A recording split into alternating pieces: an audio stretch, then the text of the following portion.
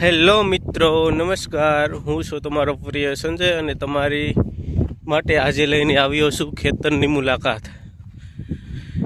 એમાં જે મારા મિત્ર છે એમના ખેતરે આવ્યો છું અને મારો મિત્ર છે એ ફરવા જતો રહેલો, તો એટલા માટે એમના પશુઓને ઘાસચારો નાખવા માટે જઈ રહ્યો છું।